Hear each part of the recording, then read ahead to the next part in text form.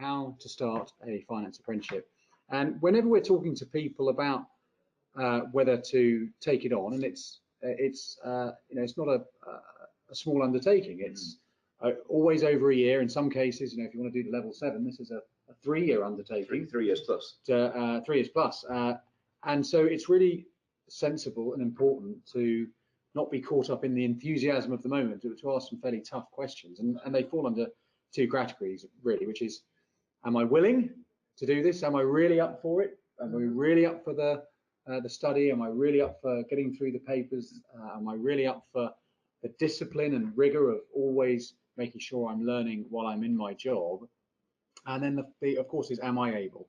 On the am I able is, there's the am I eligible to do this? And if we go on to the next slide, there's this is some of the requirements. There needs to be, we'll send out, if you haven't got it, we'll send out to everyone who's on this webinar the links to the standards. But it is important that there is and that the language we use is a natural fit between the standard and the job role that people are in. It doesn't have to be precise. It is never, but a natural fit. So actually what the standard asks you to be good at is the kind of stuff that in your job you want to be good at. There are GCSE requirements in that as well. And crucially, and this is where I think we'll come to some of the specific questions in a moment, but people who have, say, studied a degree in finance or accountancy and ask the question, well, can I go and do the apprenticeship? And the answer is it all depends on actually what the modules were, how recently you did them, and the acid test comes down to, will you, through the apprenticeship program, gain substantive new skills across the program? If the answer to that is yes, then you're in good shape to join the program. When it comes back to the previous, if you can just go back to the previous slide, just on some things, am I willing to do it? I think it's really important that you are quite selfish about this.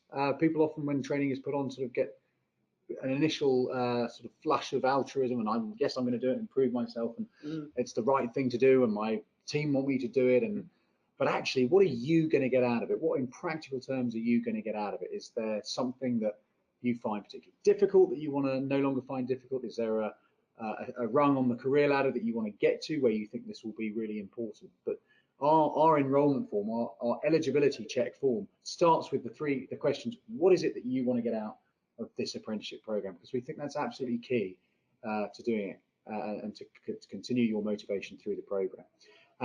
And then it's worth asking as well, okay, maybe that's what I want to get, but is the apprenticeship the right route for me to do that? Now we've been, we're converted, right?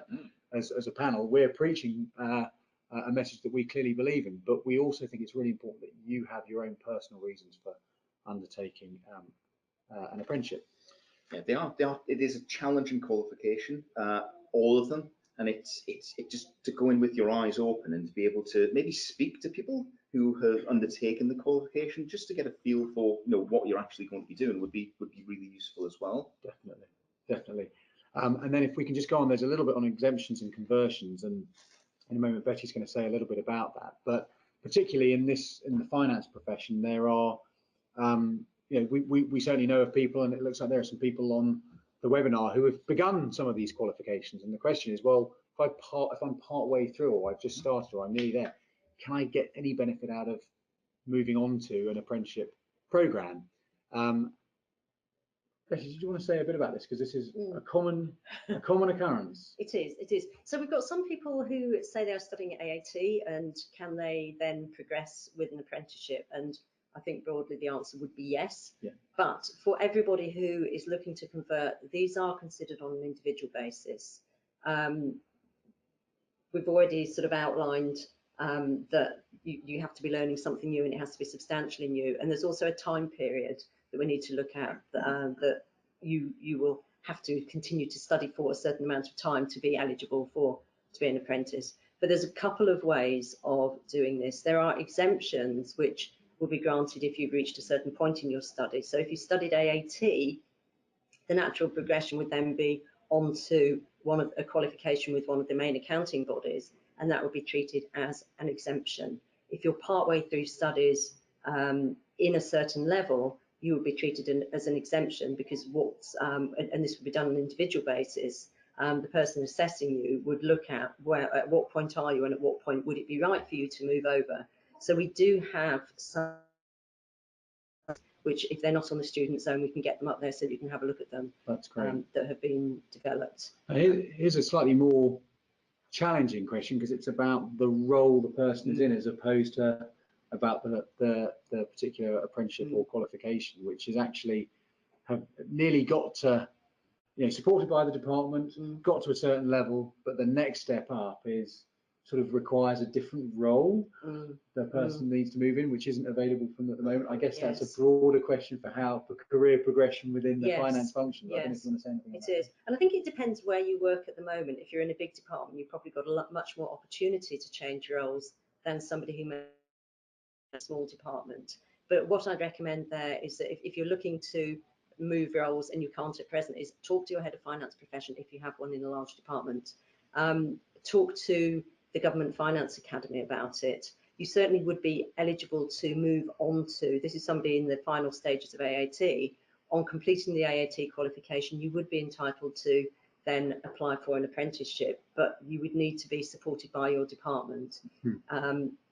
Dare I say, have you thought of a move to another department? I don't know where you are and whether that's a possibility, but we do encourage people to move around, and I don't think there's anything wrong with me saying that. No, absolutely.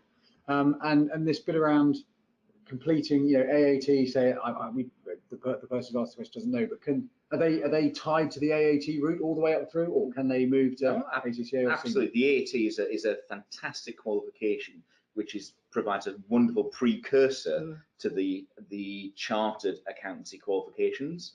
So passing the level 4 AAT qualification will get you exemptions from some of the subjects in each of ICAEW, CIMA and ACCA. So the institutes do map together in that respect as well. Yeah. So you're not tied into one path. So, but I think I would say that if you are in the final stages or the final year of your accounting qualification, I would say carry on with it.